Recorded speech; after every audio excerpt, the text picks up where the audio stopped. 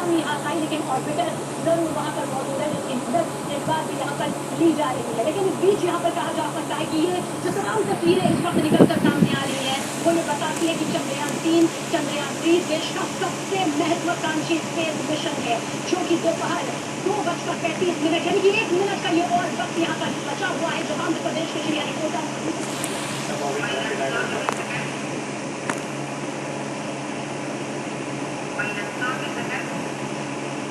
Programme activity. Advantage VS पे भी होगा. -20 seconds. -15. 10, 9, 8, 7, 6, 5, 4, 3, 2, 1, 0. Plus 5 seconds. Lift off normal. Here we have a majestic liftoff of LVM-3 M4 rocket carrying India's prestigious Chandrayaan-3 spacecraft. प्रज्वलन और सफलतापूर्ण उत्थापन LVM-3 M4 rocket का यह भीमकाय rocket आसमान को चीरते हुए अपनी भयानक दहाड़ से चारों ओर कंपन उत्पन्न कर रहा है, जिसे हम यहाँ महसूस कर सकते हैं, और यही दहाड़ है जो वैज्ञानिकों को रोमांचित करती है। LVM-3 के उत्थापन के साथ ही हमारे अंतरिक्ष यान चंद्रयान-3 की चंद्रमा की यात्रा प्रारंभ हो चुकी है। As the rocket is soaring through the clear skies, every second moving closer to the accomplishment of the most important milestone in its mission to moon. Every Indian witnessing the launch live is content with the feeling of watching history in the making.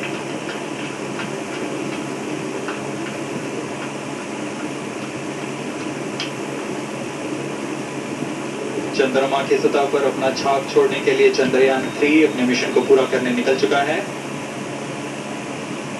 वर्तमान में दोनों S-200 step-on boosters सामान निष्पादन करते हुए अपनी निर्दिष्ट कक्षा की ओर बढ़ रहे हैं। S-200 motors thrusting simultaneously, generating a peak thrust of close to 6,000 kilonewtons in vacuum. They are made of HTPB-based solid propellant. 204.5 tons in each strap-on. Close to 2 tons of propellant being burnt each second.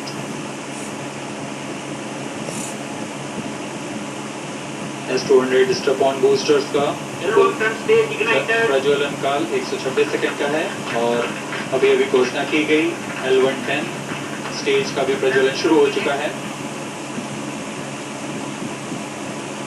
Apart from the strap-on, the core stage has also commenced its operation. This stage, based on combination 200 stages are separated. of hyperbolic Earth storable liquid propellant UH-25 and N2O4. Now the S-200s have been separated. घटनाक्रम के अनुसार यह यान इस यान से S-200 step-on boosters को सफलतापूर्वक पृथक कर दिया गया है। यह काम सेपरेशन मोटर्स की मदद से किया जाता है। इसके बाद L110 तरल नोदक पर आधारित और विकास इंजन के साथ यह चरण सामान्य निष्पादन करता हुआ अपने उद्दिष्ट कक्षा की ओर बढ़ रहा है।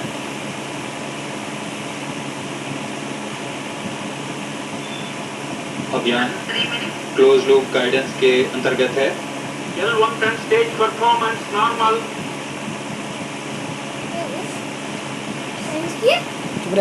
The trajectory of launch vehicle is closely following the prediction. Payload pairing separated. Payload pairing को पृथक कर दिया गया है यान से, क्योंकि यान अब 114.8 किलोमीटर की ऊंचाई प्राप्त कर चुका है। इस चरण का कुल प्रज्वलन काल 200 सेकेंड होता है, और इस दौरान यह करीब 1600 किलो न्यूटन का प्रणोद उत्पन्न करता है। We are 220 seconds past the launch time. Current altitude is 135 kilometers.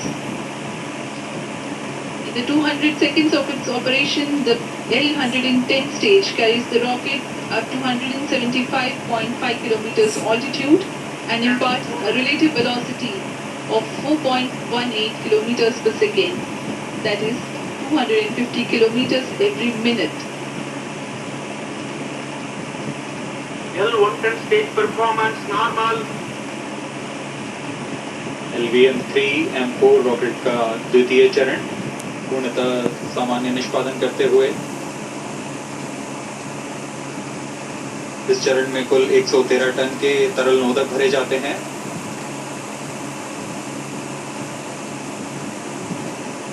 N2O4 तथा UH-25 स्टोरेबल प्रोपेलेंट को ईंधन के रूप में प्रयोग किया जाता है इस चरण में।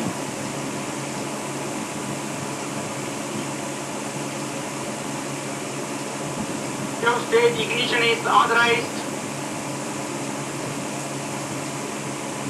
अगला चरण C-25 का प्रज्वलन भावी है। Plus 5 minutes.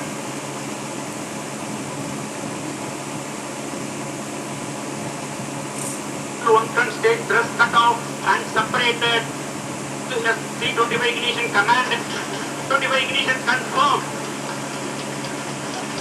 That's a piece of really good news that the third stage has started its operation. The C-25 stage has been ignited.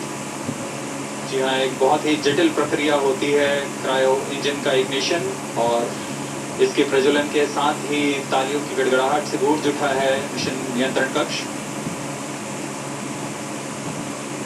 तृतीय चरण C-25 वर्तमान में प्रणोद उत्पन्न कर रहा है। पूर्णतः सामान्य, सभी तंत्र पूर्णतः सामान्य हैं। 118 kilonewtons thrust in vacuum is what the stage develops with its 28.6 tons propellant combination of liquid hydrogen and liquid oxygen. Present Now altitude stage is low. performance normal. तृतीय और यह अंतिम चरण है इस यान का C-25। यह क्रायो ईंधन पर आधारित चरण है जिसमें लिक्विड हाइड्रोजन, लिक्विड ऑक्सीजन का इस्तेमाल होता है। इसमें कुल 28 टन का क्रायो ईंधन पूरी सुरक्षा तथा सावधानी के साथ भरा जाता है। इस चरण में 186 किलोन्यूटन का प्रणोद उत्पन्न होता है और यह करीब 640 सेकंड तक प्रज्वलित रहेगा। इसमें दिशा नियंत्रण के लिए इंजन जिम्बल का इस्तेमाल किया जाता है। क्रायो ईंधन का विशिष्ट आवेग 446 सेकंड के करीब होता है।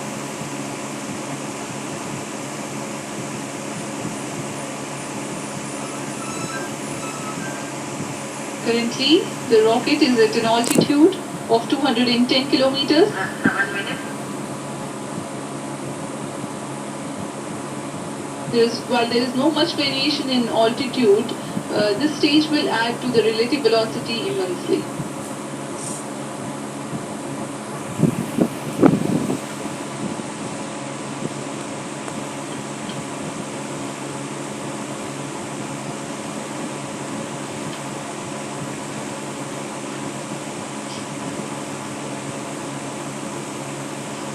Cryo stage performance ये हम आपको normal.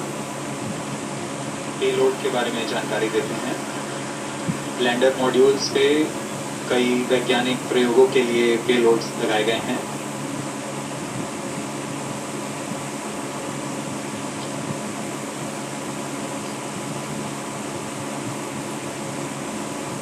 शहरी और पहाड़ी इलाके एक दूसरे के पूरक होते हैं। ठीक वैसे ही जैसे एक तरोताज़ा माहौल अच्छा होता है तो साथ जो सड़क होती है, गलियां होती हैं, वो भी उतनी ज़रूरी होती हैं। ठीक वैसे ही जैसे दिन और रात का तालमेल होता है सुबह के साथ में, वैसा ही तालमेल होता है पृथ्वी का अंतरिक्ष के साथ में, क्योंकि पाताल, पृथ्वी, अंतरिक्ष ये ब्रह्मांड बनाते हैं और ये ब्रह्मांड का खुलासा करने के लिए हमारे वैज्ञानिकों ने दिन रात एक कर दी और फिर निर्माण हुआ उस चंद्रयान 3 का, जो कि उड़ान ठीक 2:35 पर कर चुका है। तो 14 जुलाई दोपहर 2:35 साल 2023, ये तारीख, ये दिन, ये वक्त, ये साल अपने जहन में छाप लीजिए, क्योंकि जब जब हिंदुस्तान में अंतरिक्ष के क्षेत्र में धाक जमाने की बात आएगी, हिंदुस्तान का सिर गर्व से ऊंचा करने की बात आएगी, तो चेन्नई के सतीश धवन अंतरिक्ष केंद्र शायद जो कि श्रीहरिकोटा में मौजूद है, इसरो के बेहद हम करीब मौजूद है